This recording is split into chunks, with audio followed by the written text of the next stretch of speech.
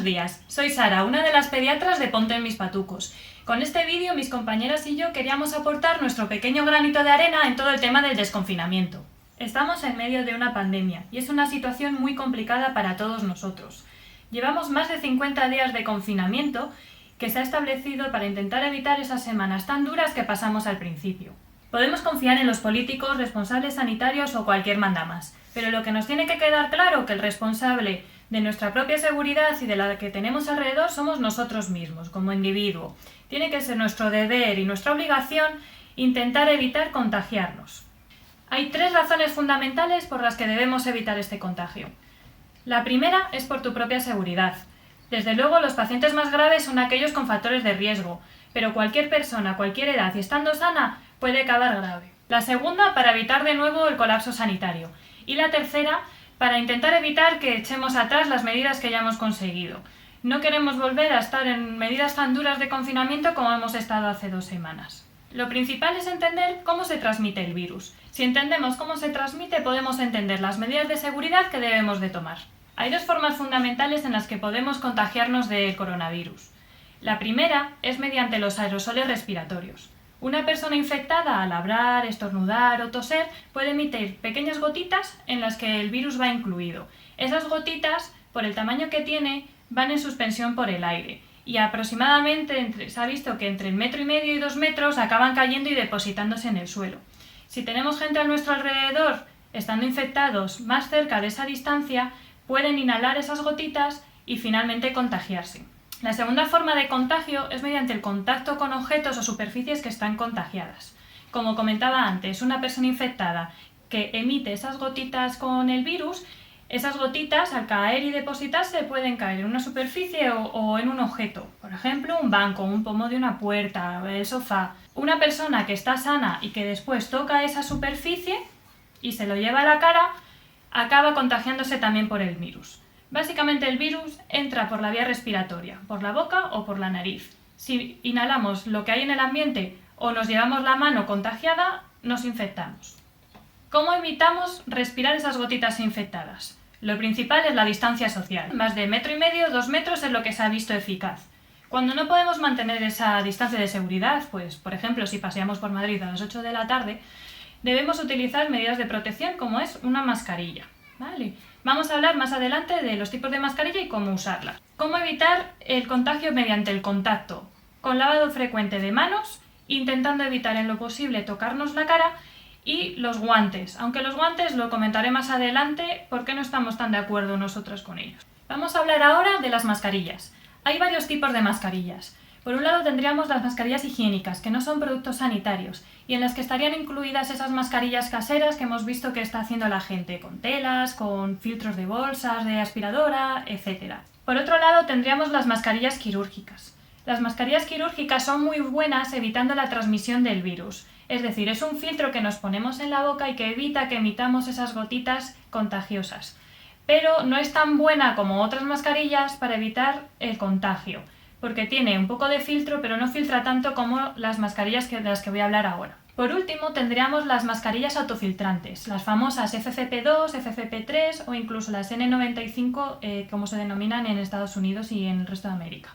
Estas mascarillas autofiltrantes sí que son muy buenas evitando el contagio, porque filtran muy bien, más las FFP3 que las 2.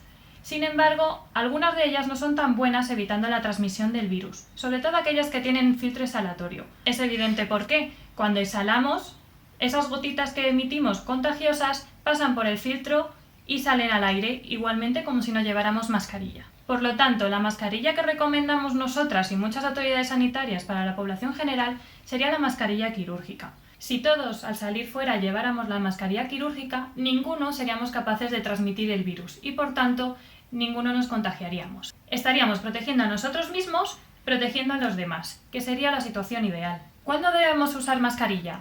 Lo que he comentado antes, siempre que no podamos mantener una distancia de seguridad.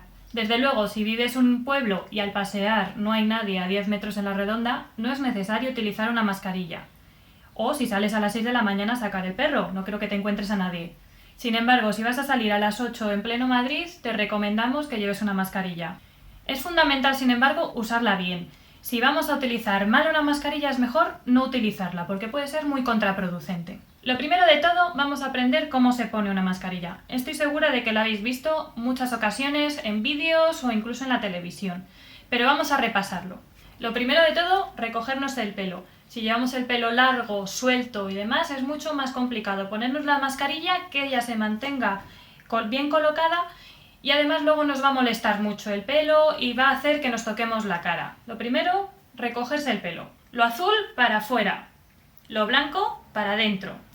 Estas mascarillas que tienen 2 gomas a cada lado, lo primero es colocárselas sobre las orejas y después ajustar la mascarilla. Tenemos que intentar evitar en lo posible tocar la zona azul.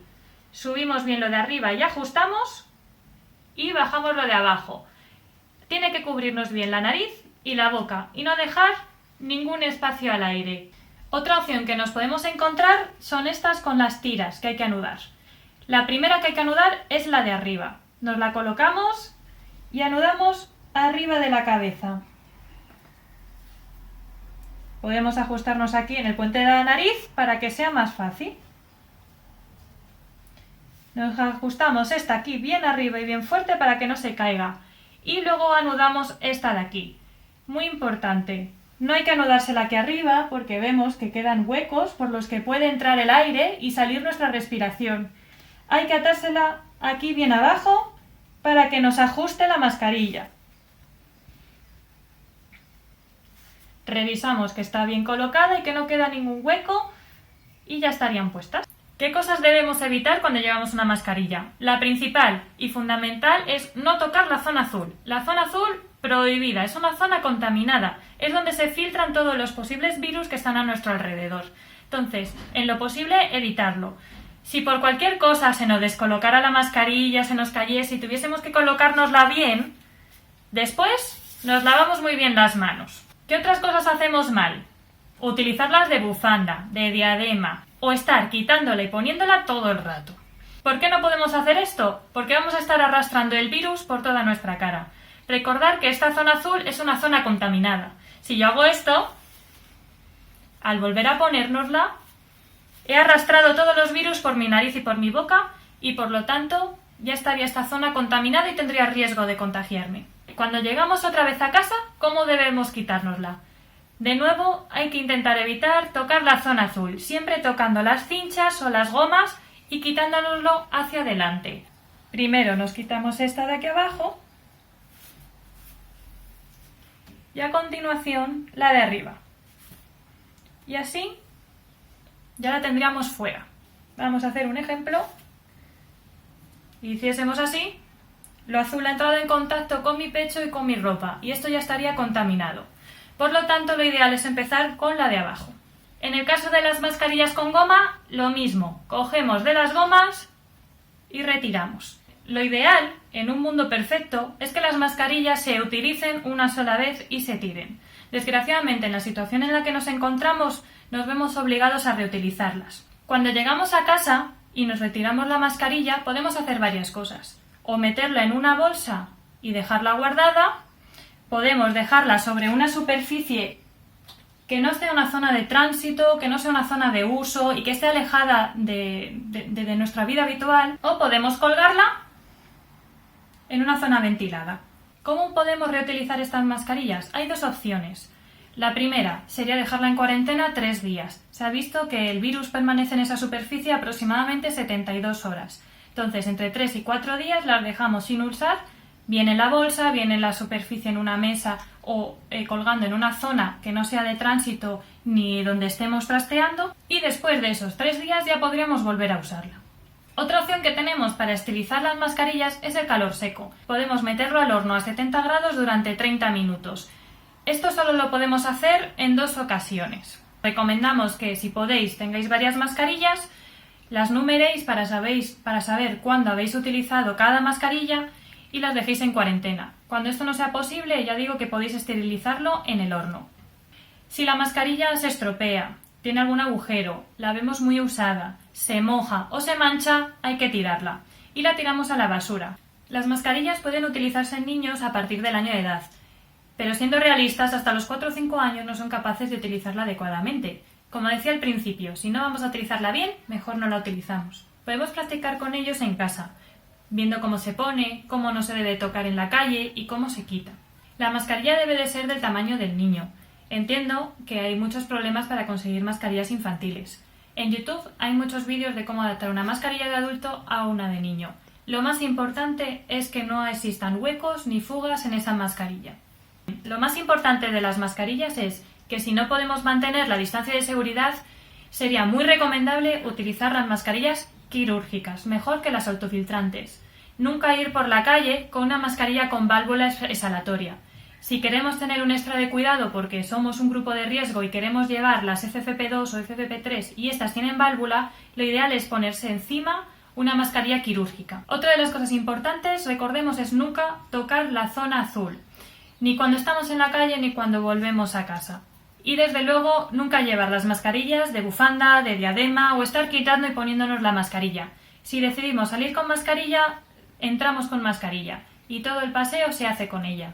Queríamos comentar unas pequeñas cosas acerca de las mascarillas caseras.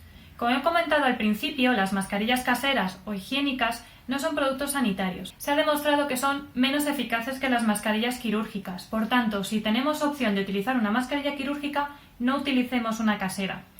Hay pocos estudios en los que se demuestre qué materiales se pueden utilizar o son mejores para utilizar en estas mascarillas.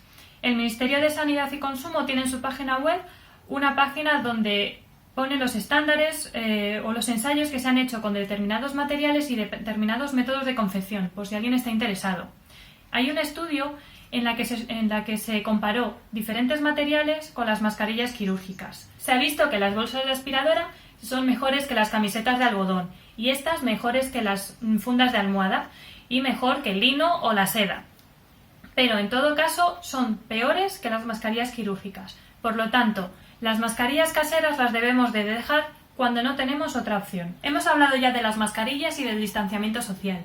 Otra de las medidas para evitar el contagio, como comentaba antes, es el lavado de manos, muy importante. Hay que lavarse las manos, bien con agua y jabón o con gel hidroalcohólico. Y los momentos de lavado son fundamentalmente antes de salir de casa y cuando llegamos a casa, y entre medias en todos los momentos que sea necesario. Por ejemplo, si salimos de nuestra casa, abrimos la puerta del ascensor, pulsamos el botón del ascensor y volvemos a tocar la puerta, ahí tenemos riesgo de contagiarnos. Lo ideal sería, al salir del ascensor, lavarnos las manos. Recomendamos llevar siempre un botecito pequeño de gel hidroalcohólico en el bolso o en el bolsillo cuando salimos a la calle. Debemos de tener especial cuidado con los niños. Al fin y al cabo ellos no son conscientes de lo que tocan. Se tiran al suelo, tocan las cosas del parque, la papelera o a otro niño que pase por ahí. Cada vez que ocurra eso deberíamos de lavarle las manos con un gel hidroalcohólico. No voy a entrar en cómo lavarse las manos porque hay muchos vídeos por internet y lo han explicado mucho los medios de comunicación. Lo más importante es llegar a todos los resquicios de las manos y estar un buen rato lavándose las manos. Otro tema importante y en el que nos gustaría incidir mucho es el tema de los guantes. No los recomendamos en la población general. ¿Por qué? Porque da una sensación de falsa seguridad que se hace muy peligrosa. Llevar guantes no nos evita el contagio. El virus no traspasa la piel. Como comentaba antes, el mecanismo por el que se transmite es cuando tocamos algo contaminado y después con esa mano contaminada nos tocamos la cara. Los guantes pasa un poco lo mismo. Si toco una superficie contaminada y después me toco la cara, me he contagiado igual. El guante no protege. Desde luego, si vamos a estar en contacto con personas enfermas en un momento determinado, como es ayudarles en el aseo, tomarle las constantes, coger la comida o la basura que han producido, entonces puede ser adecuado. Por tanto, si vamos a salir a pasear o vamos a hacer alguna visita, aquellos afortunados que podáis hacer visitas, no os pongáis guantes. Lavado de manos frecuentes. Otra de las situaciones en las que podríamos recomendar los guantes es cuando vamos a comprar al supermercado, pero hay que ser muy consciente de qué estamos tocando con esos guantes. Es decir, aunque nos pongamos guantes, no podemos tocarnos la cara, no podemos coger el móvil, porque entonces estaríamos contaminando esos guantes. Nuestras recomendaciones, por tanto, antes de salir a pasear sería recogerse el pelo, llevar el menor número de complementos posibles, ponernos la mascarilla quirúrgica, no tocarnos la cara, no tocar la mascarilla, intentar no tocar superficies ni objetos fuera de nuestra casa lavarnos las manos cada vez que sea necesario y luego tener mucho cuidado al volver a casa. Lo primero que debemos hacer, como he comentado antes, es limpiar las superficies que han estado en contacto con el suelo.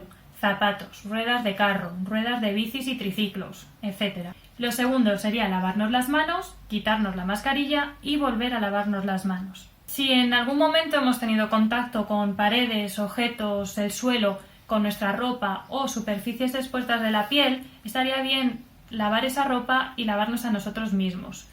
Si hemos dado un paseo y no ha habido ningún incidente, en principio no sería necesario ni ducharse ni lavar la ropa. Sí es recomendable, sin embargo, dejar la ropa en una zona bien aireada y no volver a meterla en un armario con nuestra ropa limpia. Y hasta aquí el vídeo de hoy. Recuerda, es muy importante que cumplas estas medidas de seguridad. Creo que hablo en nombre de todos los sanitarios cuando digo que no necesitamos los aplausos de las 8, pero sí que todo el mundo ponga de su parte. Todos juntos podremos con esto. Un beso y hasta la próxima.